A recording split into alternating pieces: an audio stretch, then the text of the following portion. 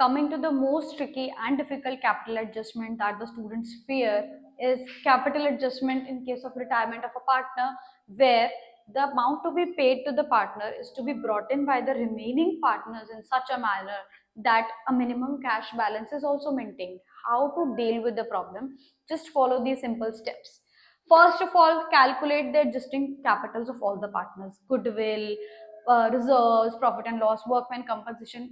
Make all the adjustments and calculate their adjusted capitals. Now we need to calculate the total capital.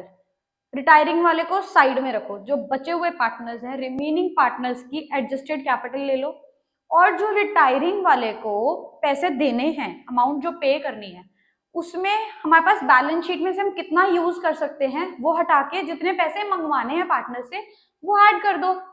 जो पैसे मंगवाने हैं basically we are referring here as shortage. Balance sheet में से कितना use कर सकते हैं वो हटाने के बाद जितने और मंगवाने पड़ेंगे दैट इज बेसिकली शॉर्टेज. अब बैलेंस शीट में से कितने यूज कर सकते हैं depends. Case 1 is cash balance is 48,000. We need to maintain just 28,000 of cash now. So 20,000 हम इसमें से यूज कर सकते हैं. जो भी अमाउंट उसको पे करनी है रिटायरिंग वाले को, 20,000 तो हमारे पास है, ये मंगवाने की जरूरत नहीं है, बाकी जो बैलेंस अमाउंट है वो मंगवानी है, तो will be adding it. Second case, balance sheet में 8,000 का कैश है, but we need to maintain the cash balance of 28,000.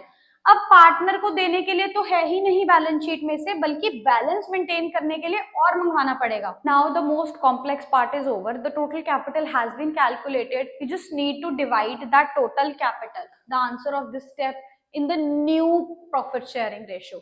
New profit sharing ratio में बांट दो और जो भी बैलेंसिंग फिगर्स आएगी बाय कैश टू कैश करके क्वेश्चन खत्म.